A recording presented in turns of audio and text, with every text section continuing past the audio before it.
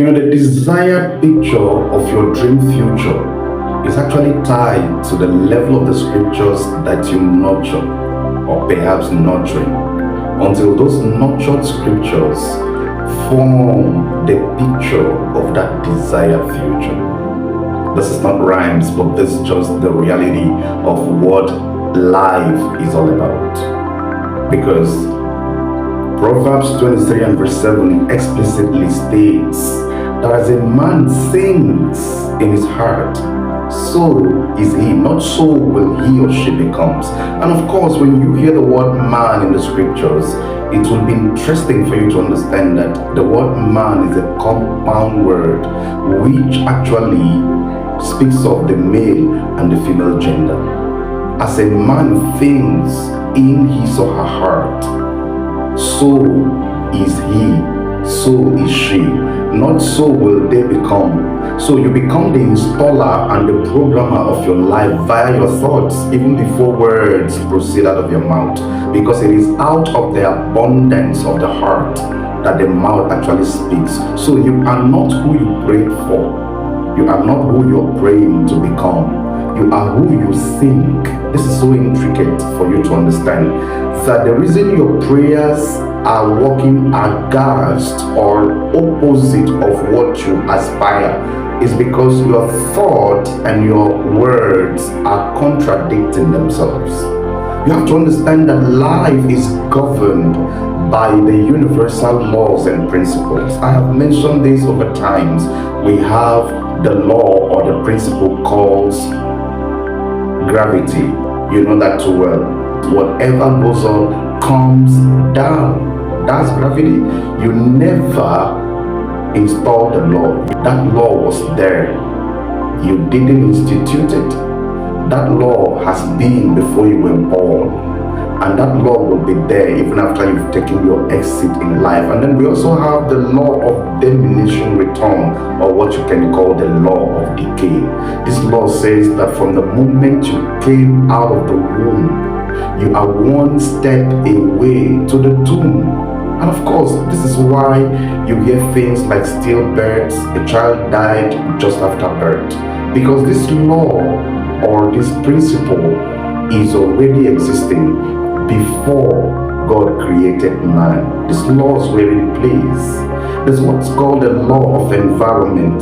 The law of environment actually determines how you appear in places. You can never see where a soldier is putting on a police uniform, because the environment where he is decides what he wears. Wealth does not come by hard work. Wealth comes by creating an enabling environment for it. I'm going to say that again. Wealth does not come by hard work, even though you will work to be able to acquire. But wealth is a product of the environment you create for it. The money you're chasing, you will not have. The moment you create an enabling environment for currency, it will translate into what you want, the money. So this is a law. You have to understand this, because until you get this squarely, you will not go far. When I see a lot of people call someone a chameleon, derogatorily, it's a car.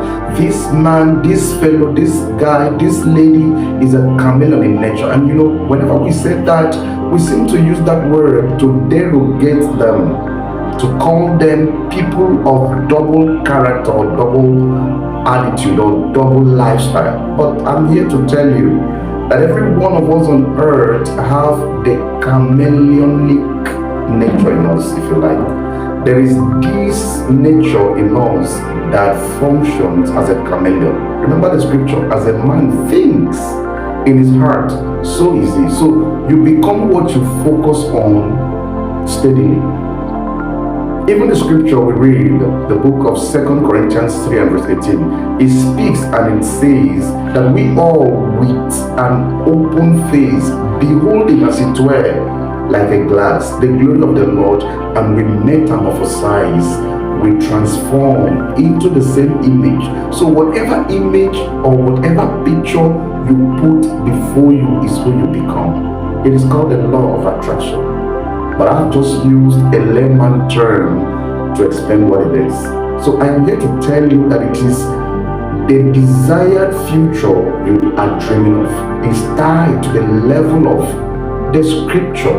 What I call scripture, it might not be the Bible, but it might be that thing that is governing the thought that is resident at the very center stage of your life. Whatever that becomes is a scripture. It translates to the picture of what you desire. Until I come your way again, the name is Apostle Uchenna saying, stay blessed, always focus and determined.